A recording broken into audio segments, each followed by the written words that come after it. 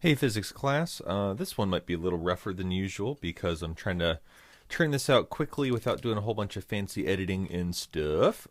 So let's just get started with this problem. So first up we got mass number 1,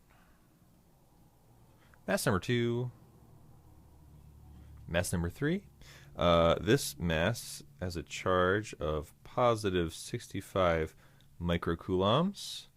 This mass has a charge of positive 48 microcoulombs, and this charge is negative 95 microcoulombs. They are each separated from each other by 0.35 meters.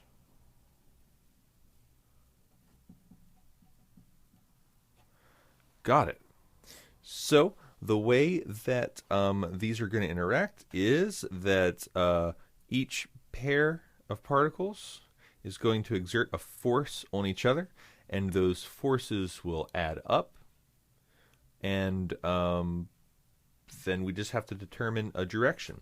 So let's start with this one. So each force is going to be described by this equation, which I'm going to write all fancy up at the top. All fancy pants, all right? So F equals K Q1 Q2 over R squared. Okay, so that's going to be the equation that everything will be substituted into. Okay, so this first charge, the force on the particle whose charge is 65 is going to be equal to K times, let's do this interaction first, so that's going to be 65 microcoulombs plus 48, I'm sorry, plus, what am I doing, times 48 microcoulombs over the distance of 0.35 meters squared.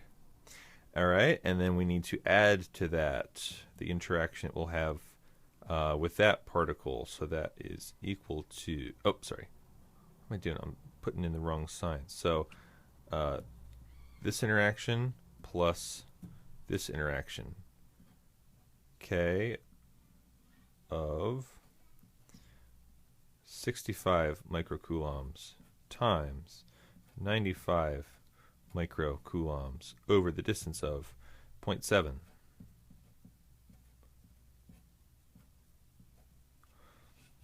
Okay, so this represents the interaction between those two particles. This represents the interaction between those two particles. And now we need to talk about signs, because these two are both positive, which means that this will be positive. That is a positive force. However, it's pushing this to the left. So if we're talking about forces and not charges, we're best off referring to the right as positive and to the left as negative. Since this is a force to the left, I'm going to go ahead and just make this one be negative. That's a decision I'm making based on my interpretation of the scenario. I'm not forced to make this positive because that's a positive charge. I'm calling it negative because it's a force to the left. This is a force to the right because these are opposite charges and it's attracting it. Right, so let's go ahead and fill these in for reference. For K, I'm just using 9 times 10 to the 9th. Okay, so let's do some calculations. I'm going to go ahead and do some calculations live on the air in this pre-recorded solution. So let me put this up here where it should be kind of visible. There we go. So sorry about the glare. It's unavoidable. So here we go. K. That'll be 9 times 10 to the 9. Let me just go ahead and enter there. Okay. Times 65 microcoulombs would be times 10 to the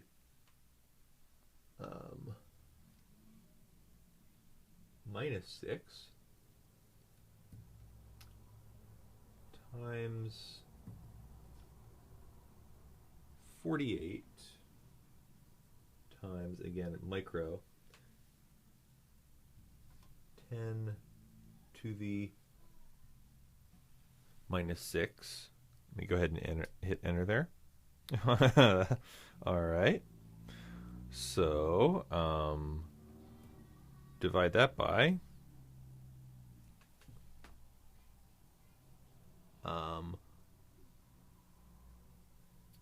0.35 squared.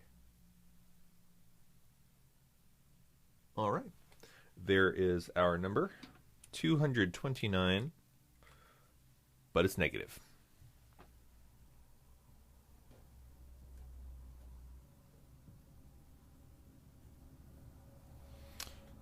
Okay, let's find out how much this one is. Let me see if I can get this all in one go. I might be able to. Okay, so here we go. K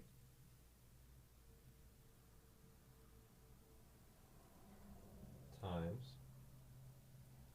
65 times 10 to the -6 times 95 times 10 to the -6.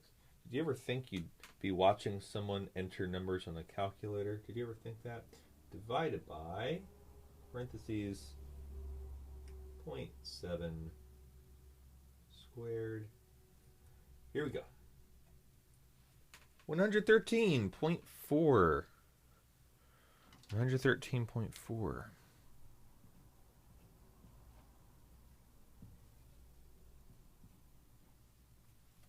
So, here we have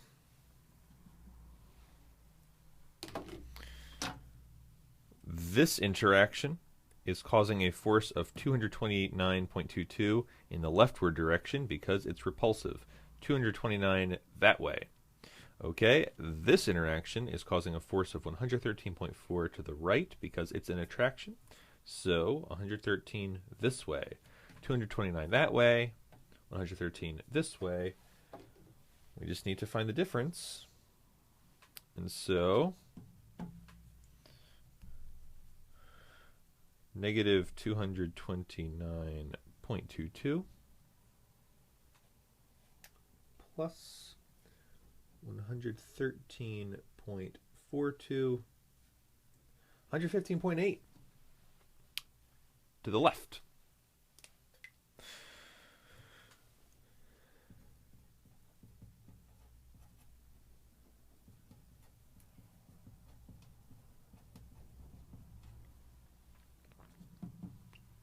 Okay, so that is the force on that particle right there. Okay, now if I were to do the force on this particle, I actually have half of that done already. It's right here. If you just switch Q1 and Q2, well, it's the commutative property. It's the same product. Not only that, but, I mean, come on.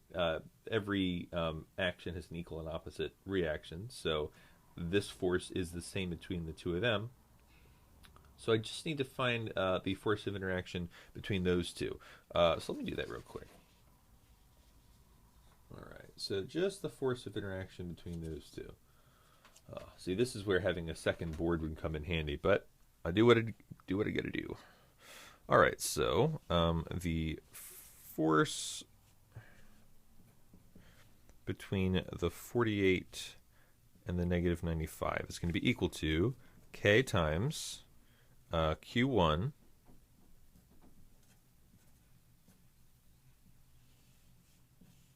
times Q2 over R squared.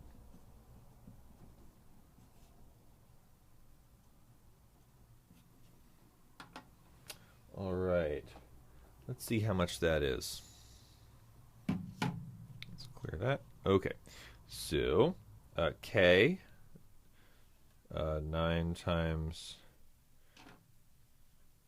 10 to the 9th, times 48 micro. 48 times 10 to the negative 6. Yeah, sorry, that was in the glare. All right, so there's K times 48 times 10 to the negative 6 times 95 times 10 to the negative 6. And let's divide that by 0.35 squared.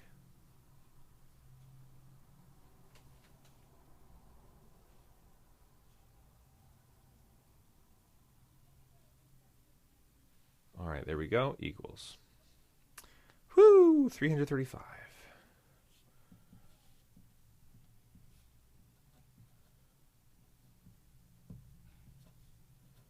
Okay, now which way though? They're opposite charges, so it's an attractive force. So let's just get this straight. Between these two, we have a force of 229. Between these two, we have a force of 335. And between those two, we have a force of 115.8. Okay. I'm sorry, between those two, we have a force of 113.42. My mistake. So we can actually just put all these in like one master table. So the total forces on the 65 microcoulomb particle are, as we did before, negative 229. That's a repulsive force of 229. Was that 0.22? Yeah, 22. Okay, so this is from 48. And then add to that an attractive force of 113.42.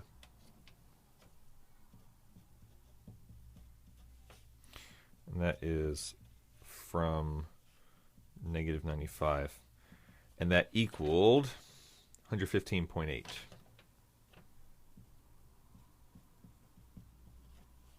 Okay, what about the forces on the 48?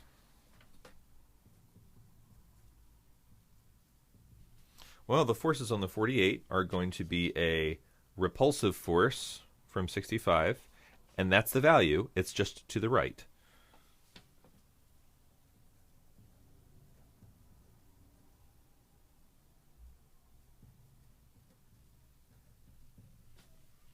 Okay, it's literally equal and opposite. Plus, and now the interaction with this one, which was 0.335. I'm sorry, not 335.02.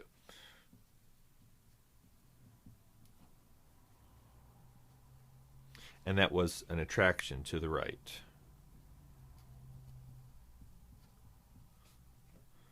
Oh, got to add those up. Boy, this is going to be huge.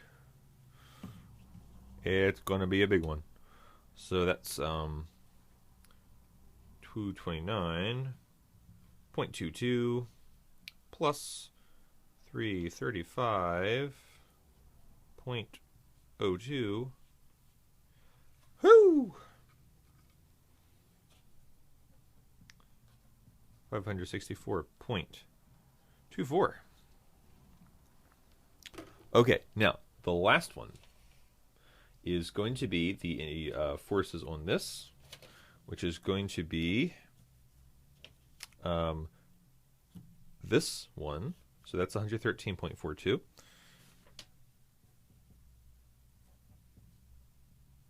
So is that in frame? Yeah, it's in frame.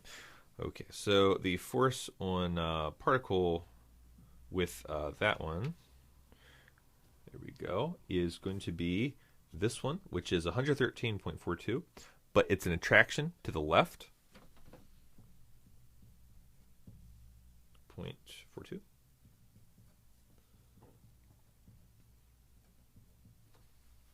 So that one's from 65. And now add to that an attraction from this.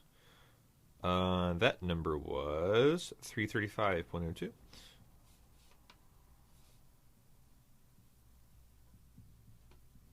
And this one is from 48.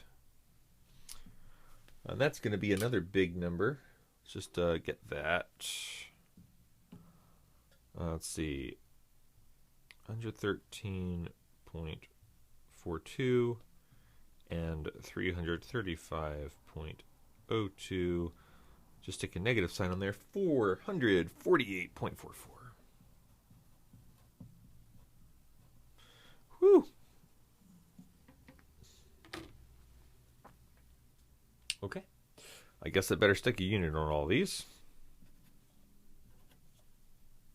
Oh, yes, and that was 80. I should probably respect that. Okay, so those are the forces and how to find them. Just a quick review of all that. You need to use Coulomb's law to figure out the interaction between every pair of particles and then add them together. You take those two particles, put them into this equation, you get that interaction. You take those two particles, put them in this equation, you get that interaction.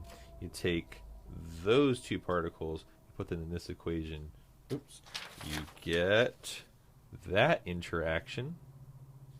And when you add those interactions together, you just need to stick a minus sign on anything that's going to the left, stick a positive sign on anything that's going to the right, and then you enter them in your calculator, and you're done.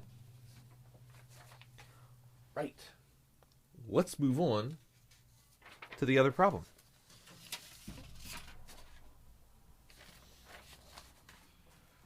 Okay, this is the one with the particles in a triangle. And we have to remember we're dealing with vectors. So, let me make sure I actually have the text of the problem and not just the picture. Magnitude and direction of the net force on each particle due to the other two. Fortunately, it has some symmetry, so we should just have to do the calculation once and then never again. So, here we go. This will be 17 microcoulombs, equilateral triangle, 17 microcoulombs, and this is 15.0 centimeters. And I can already tell my triangle isn't perfectly equilateral. You guys can imagine it better, right? You can use autocorrect in your minds.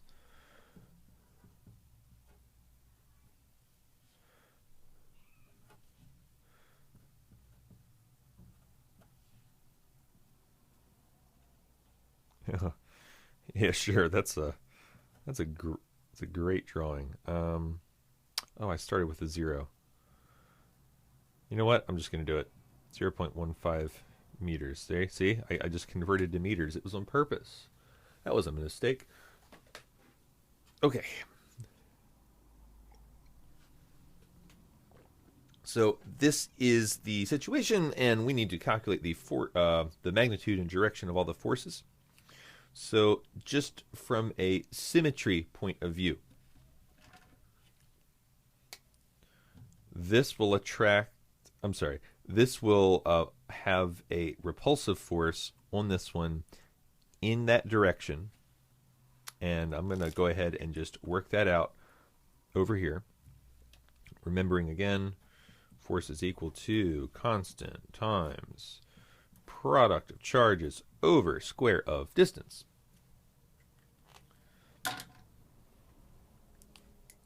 And if we're dealing with these two, that means we've got K times 17 microcoulombs times 17 microcoulombs over R squared, which would be 0.15 squared.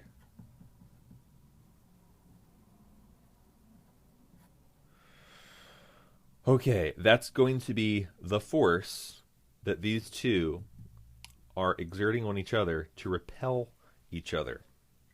Let me get that number. You can see the magic happen.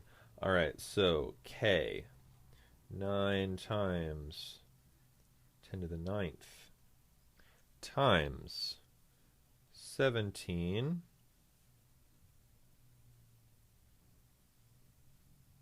microcoulombs times 17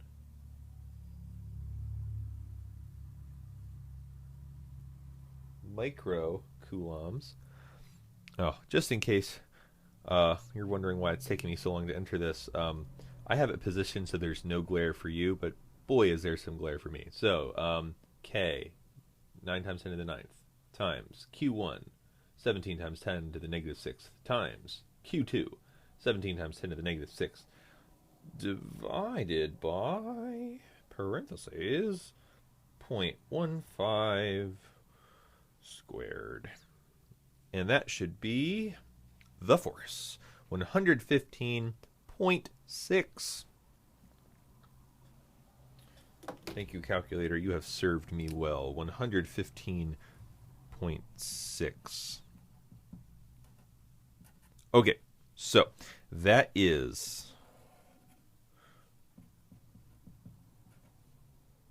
in that direction.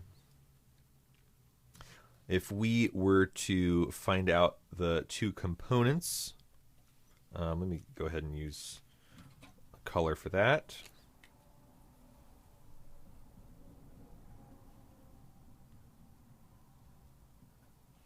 Okay, if we're looking for that, this one is going to, here, this is 60 degrees. This is going to be sine of 60 times 115.6, and this one is going to be cosine of 60 times 115.6. And I know actually this is like 120 degrees, but okay. So the difference is going to be positive versus negative, and as long as we remember that like charges repel, and it's repelling to the left, we can just make it negative just by remembering that.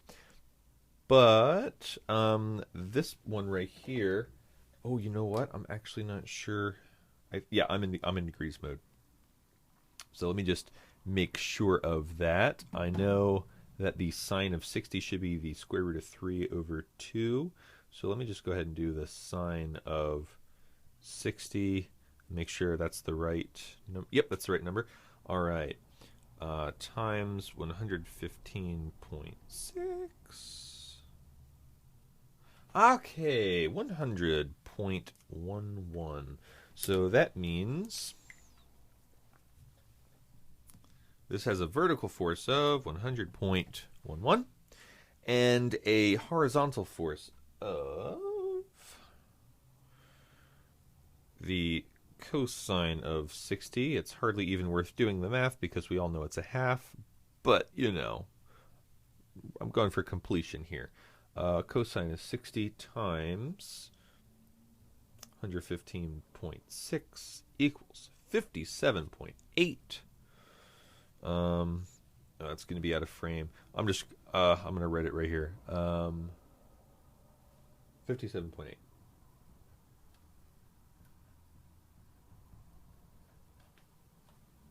It's barely in there, and it's so tiny, but there it is. All right, 100.11. Got it. So, if I were to re-sketch this with symmetry, it would look a bit like this. This is going to be the particle at the top.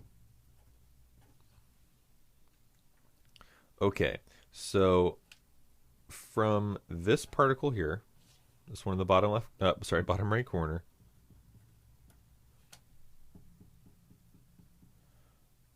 a distance of 15 centimeters, it is exerting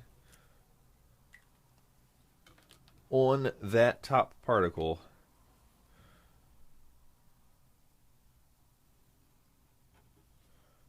100.11 newtons in that direction and 57.8 in that direction. Okay. What about the other particle from the other side? All the numbers are the same. 17's the same, 15's the same. So this equation is going to give us precisely the same answer of 115.6. It's just going to be from the other side, which means this guy, the left version, is also going to be doing 100.11 and also going to be doing 57.8. Well, guess what? Those two 57.8s cancel. These two add up, and that's going to be 200.22. Now, let's think about symmetry. Oh, let me write that down. 200.22.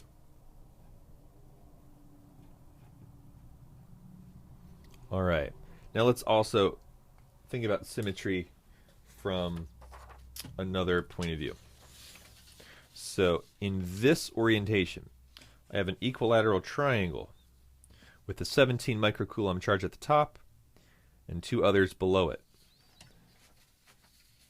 In this orientation, I have a 17 microcoulomb charge at the top, two others below. In this orientation, I have a 17 microcoulomb charge at the top, two others below. So not only is this symmetric by reflection, it's also symmetric by rotation. Don't you just love equilateral triangles? Maybe today you do, because based on this, we can just go ahead and do the answer. I'm going to draw this a little small so I can draw the arrows on the outside. Okay, so there's the three charges. The force vectors are pointed directly away from the center of the triangle.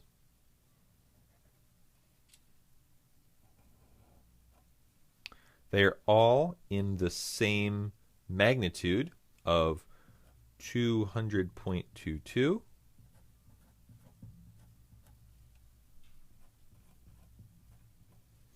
And if you had to describe them by directions, if we are taking this horizontal to be 0 degrees, then this one is pointed up at 90 degrees. This one is, let's see, if that's a 60-degree angle, oh, I didn't expect to do so much geometry. All right, so let's see. I'm just going by this. Oh yeah, that's 62. So this is at negative 60 or 300 degrees. Take your pick. Negative 60 degrees or 300. I mean, you know, whatever. And this one would be 60 degrees past 180. 180 plus 60 is 240 degrees.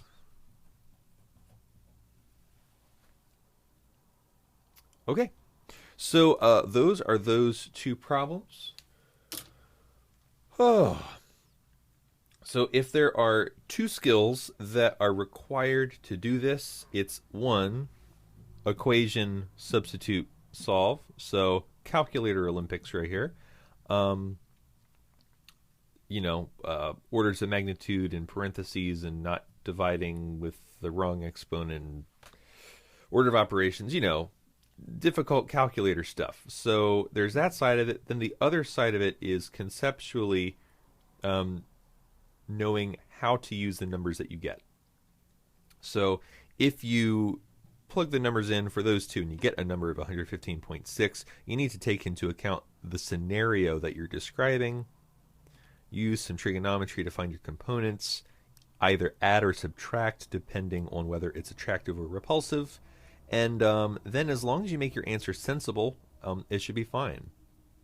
Okay? Well, that's those two problems. I've run out of stuff to do, and holy cow, this video is only like 32 minutes long. I could have done all of this in that half-hour session if only I had done it like this instead of the way that I did it. Anyway, hope this is helpful, and I will see you around.